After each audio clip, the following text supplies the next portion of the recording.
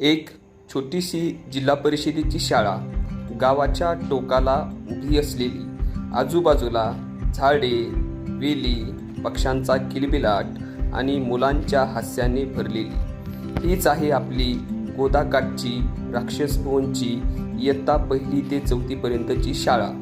पूर्वी शाळेच्या आवारामध्ये काही मोजकीच झाडे होती. उन्हाळ्यामध्ये उष्णता खूप वाढायची, मुलांना सावली कमी मिळायची. पण शाळेतील शिक्षकांनी, विद्यार्थ्यांनी आणि ग्रामस्थांनी एक स्वप्न पाहिले, एक निर्धार केला. आपल्या गावातील शाळा हिरवीगार, सुंदर आणि आदर्श बनवायची.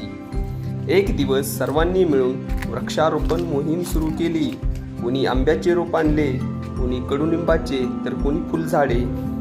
विद्यार्थ्यांनी त्या रोपांना आपल्या मित्रासारखे जपले. दररोज पाणी घातले, कुंपण केले, गाणी म्हणत झाडांशी संवाद साधला. हळूहळू शाळेचे रूप बदलू लागले. भिंती रंगीत झाल्या, परिसर स्वच्छ झाला. प्रत्येक वर्गात आनंदमय वातावरण निर्माण झाले. झाडांच्या सावलीत मुलांचे वाचन, खेळ आणि उपक्रम सुरू झाले. यानंतर शाळेने गुणवत्ता वाढवण्याचा निर्धार केला.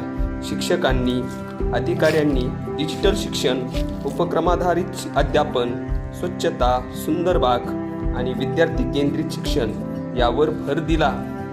गावकऱ्यांनीही शाळेला आपलीच शाळा मानून सहकार्य केले. या सातत्यपूर्ण प्रयत्नांचे फळ मिळाले. शाळेला प्रथम ISO मानांकन मिळाले. हा फक्त सन्मान नव्हता, तर शिस्त, गुणवत्ता आणि विश्वासाचा पुरावा होता. पण प्रवास इथेच थांबला नाही. आता आपल्या शाळेला PM श्री स्कूल बनवायचे हे नवे स्वप्न डोळ्यात घेऊन सर्वांनी मेहनत सुरू केली.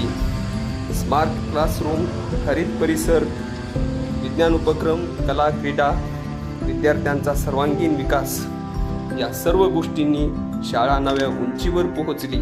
आज राक्षसभुवनची शाळा अभिमानाने सांगते, झाडे वेलींच्या सावलीत सुरू झालेला आमचा प्रवास ISO ते PM श्री स्कूलपर्यंत पोहोचला.